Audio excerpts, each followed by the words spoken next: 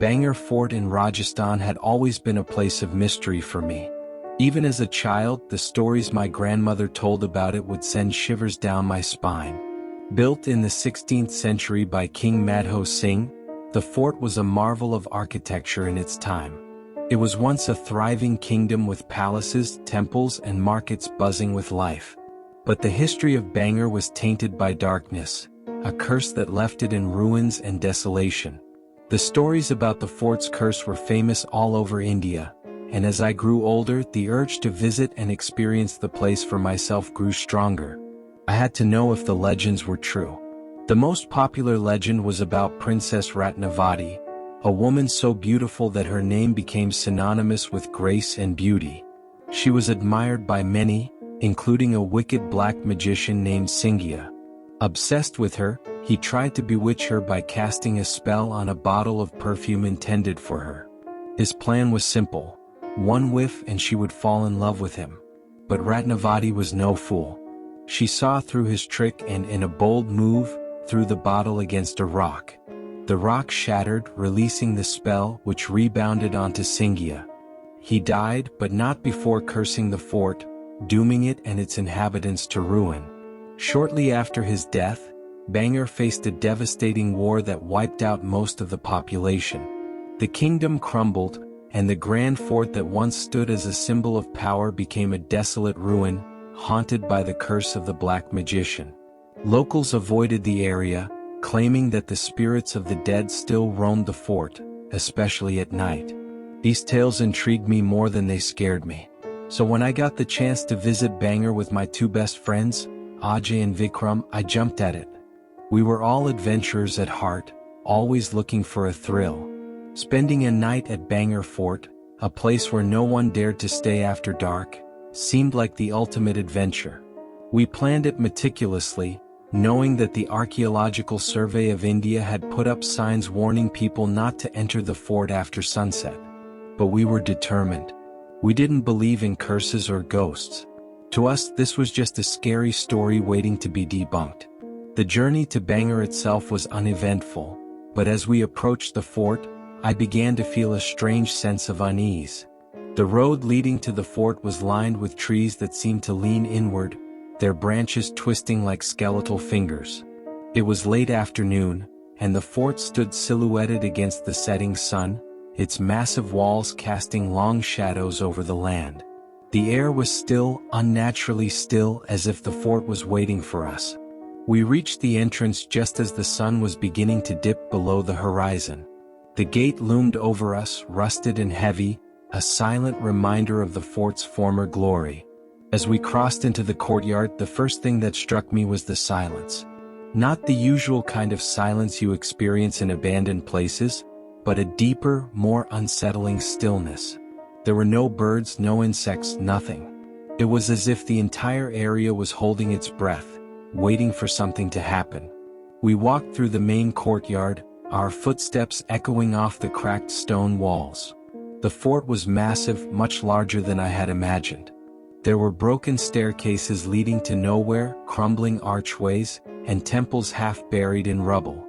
The fort was a maze of ruins, with corridors that twisted and turned, leading deeper into the heart of the place. Despite the eerie atmosphere, we laughed it off, taking pictures and exploring as much as we could before the sun fully set. The old palaces and temples were fascinating, and I couldn't help but imagine what life must have been like when the fort was alive with people. But as the light faded and the shadows lengthened, I began to feel a growing sense of dread. It was subtle at first, just a feeling at the back of my mind like we were being watched. The temperature dropped sharply as night fell, and the air grew colder than it should have for a summer evening. We found a large room with most of its walls intact and decided to make camp there. We rolled out our sleeping bags and sat in a circle, eating snacks and joking about the ghost stories we'd heard. But there was something different about the atmosphere now. The fort seemed to be listening to us. Every time I tried to shake off the unease, it crept back, stronger than before. Around 10 p.m. we started hearing it, the footsteps. At first it was faint, like someone walking softly through the corridors. We all stopped talking and listened. The sound was unmistakable, slow and deliberate, as if someone, or something, was pacing just outside our room. I grabbed my flashlight and stood up, determined to find out what it was. Ajay and Vikram were right behind me, their expressions a mix of excitement and fear. We stepped into the hallway, shining our flashlights in every direction. The corridor was empty, the stone walls cold and lifeless. The sound of our breathing echoed off the walls as we stood there, waiting, but the footsteps had stopped. After a few minutes, we convinced ourselves it was probably just an echo or a stray animal, and we returned to our camp. But the feeling of being watched never went away. As the night dragged on, things began to get worse. The fort seemed to come alive in ways I couldn't explain. Shadows danced along the walls, moving in unnatural ways, flickering at the edges of our vision. Every time I turned to look, there was nothing there, just the cold, empty stone. The temperature dropped even further, and we huddled closer together, trying to ignore the creeping sense of dread. And then came the sobbing. It started faintly, like a whisper carried on the wind, but as it grew louder, there was no mistaking it. It was the sound of a woman crying, her voice filled with sorrow. It seemed to echo from every corner of the fort, bouncing off the walls and filling the room. We exchanged nervous glances, unsure of what to do. There was no one else in the fort but us. The gates had been locked after we entered, and no one would be foolish enough to sneak in after dark. But the sobbing continued, growing louder and more desperate, until it felt like it was coming from right outside our door. I couldn't take it anymore. I stood up, flashlight in hand, and motioned for Ajay and Vikram to follow me. We were all on edge, but none of us wanted to admit that we were scared. We stepped into the hallway again, the cold air biting at our skin. The sound of the woman's cries filled the corridor, but we couldn't tell where it was coming from. It seemed to come from everywhere and nowhere all at once. As we crept down the hallway, we noticed something strange. In one of the rooms, barely visible in the dim light, was a flickering glow. It looked like a candle flame, but we hadn't lit anything. Curiosity got the better of us, and we cautiously approached the room. The moment we stepped inside, the light disappeared, plunging the room into darkness. In the middle of the room, leaning against the far wall, was an old, cracked mirror. Its surface was filthy, covered in dust and grime, but something about it drew me in.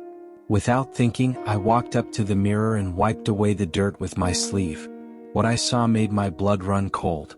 At first, it was just my reflection, staring back at me, pale and wide-eyed. But then, out of nowhere, she appeared. Standing right behind me, so close I could feel her cold breath on the back of my neck, was a woman. Her face was gaunt and pale, her eyes black and hollow like bottomless pits. Her hair hung in matted clumps over her shoulders, and her lips were twisted into a cruel smile. I couldn't move. I couldn't scream. My body was frozen in place as I stared at her through the mirror, her lifeless eyes locked onto mine. She was so close I could feel her presence, the air around me growing colder with each passing second. And then, just as suddenly as she appeared, she was gone. I stumbled back, gasping for breath, my heart pounding in my chest. Ajay and Vikram rushed over, their faces pale with fear, but I couldn't bring myself to explain what I had seen. How could I? How could I tell them that I had just seen a ghost? A woman whose spirit was still trapped in this cursed fort. We hurried back to our camp, but the fort wasn't done with us yet. As we scrambled to pack up our things, the footsteps started again, but this time they were louder, faster, as if someone, or something, was chasing us. The walls seemed to close in around us, the air growing colder and thicker, until it felt like we were suffocating. Without warning, I felt a searing pain in my back. I cried out and collapsed to the ground. Ajay and Vikram rushed to help me, but when they lifted my shirt, they froze. Deep, bloody scratches ran down my spine, as if invisible claws had raked across my skin. That was it. We grabbed our things and bolted, not caring about anything but getting out of that place. The fort's dark corridors twisted and turned as we ran. By the time we reached the fort's entrance, we were out of breath, drenched in sweat. We didn't stop running until we were miles away, the haunted ruins of Bhangarh disappearing behind us. For weeks after that night, I was haunted by nightmares. Every time I closed my eyes, I saw her. The woman from the mirror, her hollow eyes staring at me, her lips curling into that same twisted smile. I'd wake up in a cold sweat, the scratches on my back still burning. I never told Ajay or Vikram the full truth of what I saw that night. I didn't need to. We all knew something happened in that fort, something we couldn't explain. The legend of Bhangarh Fort, the curse of Singhiya and Princess Ratnavati, wasn't just a story. It was real. We had escaped that night, but a part of me was still trapped in that cursed place, marked by the ghost of the woman who haunts the ruins of Bhangarh Fort to this day.